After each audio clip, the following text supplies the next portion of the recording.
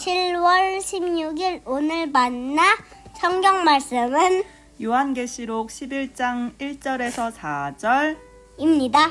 나는 지팡이와 같은 측량자 하나를 받았는데 그때 이런 말씀이 내게 들려왔습니다. 일어서서 하나님의 성전과 제단을 측량하고 성전에서 예배하는 사람들을 세어라. 그러나 그 성전의 바깥들은 측량하지 말고 내버려 두어라. 그것은 이방 사람들에게 내주었기 때문이다. 그들이 그 거룩한 도성을 42달 동안 짓밟을 것이다. 나는 내 두 증인에게 예언하는 능력을 줄 것이다. 그들은 1260일 동안 상복을 입고 예언할 것이다. 그들은 이 세상을 다스리시는 주님 앞에 서 있는 올리브나무 두 그루 촛대 2개입니다. 아멘. 오늘 만나로 만나주시는 하나님을 기대합니다. 오늘 말씀은 우리를 성전 앞으로 초대합니다. 그리고 그곳에서 들려오는 하나님의 음성에 귀를 기울이게 합니다. 하나님께서는 오늘 말씀에서 요한에게 명령을 내리십니다. 1절 말씀입니다. 나는 지팡이와 같은 측량자 하나를 받았는데 그때에 이런 말씀이 내게 들려왔습니다. 일어서서 하나님의 성전과 제단을 측량하고 성전에서 예배하는 사람들을 세어라. 하나님께서는 요한에게 측량 도구를 주시고 성전과 제단뿐 아니라 성전에서 예배하는 사람들을 세도록 명령하셨습니다. 그러나 계시록이 기록되었을 때는 이미 예루살렘 성전이 파괴되어 서쪽 벽 외엔 남아있지 않았던 때였습니다. 그렇기에 말씀에서 가리키는 성전과 제단, 성전의 바깥들, 거룩한 도성은 상징적인 표현임을 깨닫게 됩니다. 하나님께서 측량하신다는 것은 하나님의 소유로 구별하고 보호하시는 행동을 의미합니다. 즉 하나님께서 인정하시고 지키시겠다는 언약적 표현이었습니다. 에스겔 40장에서 42장을 보면 성전 측량은 새로운 질서의 회복과 거룩의 회복을 의미했고 스가랴 2장에서도 예루살렘을 측량하는 천사를 보낸 하나님께서는 내가 그 둘레를 감싸 보호하는 불성벽이 되겠다고 말씀하셨습니다. 당시 건물인 성전은 없어졌지만 하나님의 백성이 모이는 곳, 교회는 성령이 거하는 거룩한 성전을 의미했습니다. 하나님이 측량하신 진정한 예배자들은 하나님의 보호 아래 있게 되는 것입니다. 하지만 이와는 대조적인 명령이 이어집니다. 2절 말씀입니다. 그러나 그 성전의 바깥들은 측량하지 말고 내버려 두어라. 그것은 이방 사람들에게 내주었기 때문이다. 그들이 그 거룩한 도성을 42달 동안 짓밟을 것이다.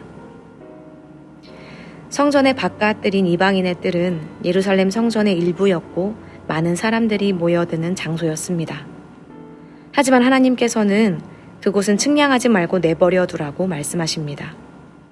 게다가 그곳은 42달 동안 짓밟힘을 당하게 될 것이라고 말씀하십니다. 하나님의 명령은 그 공간을 채우는 구성원의 국적이나 혈통에 대한 것이 아니었습니다. 외형적으로는 그곳이 성전의 일부처럼 보일지 몰라도 하나님께서는 그곳을 자신과는 참된 관계가 이루어지지 않는 공간으로 여기셨던 것입니다. 오늘 말씀을 통해 우리는 하나님께서 주목하고 보호하시는 곳이 있는 반면 내버려 두시는 곳이 있음을 깨닫게 됩니다. 바깥들은 거룩에서 배제된 공간이었고 하나님의 보호 밖에 있는 영역을 의미했습니다. 하나님께서는 성전과 제단을 측량하시면서 동시에 그 안에서 예배하는 자들을 살피십니다.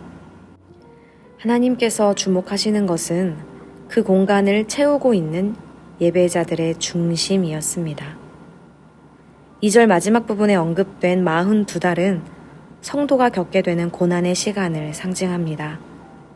그리스도인들의 삶이 때로 세상 속에서 짓밟히는 것처럼 보일 수 있습니다.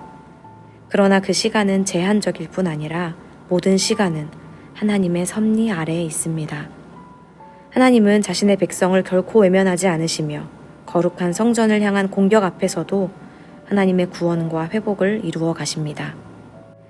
사랑하는 여러분, 오늘 이 말씀은 단지 과거의 성전만을 의미하는 것이 아닙니다. 지금 이 시대의 교회와 성도들, 바로 우리에게 주시는 말씀입니다. 하나님께서는 우리를 측량하고 계십니다.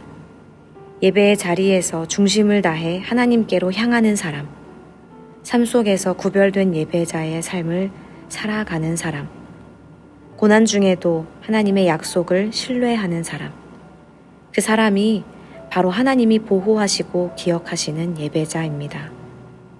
오늘 우리의 중심은 어디를 향하고 있을까요? 혹 몸은 성전 안에 있으나 마음은 바깥들에 머물러 있지는 않은지요?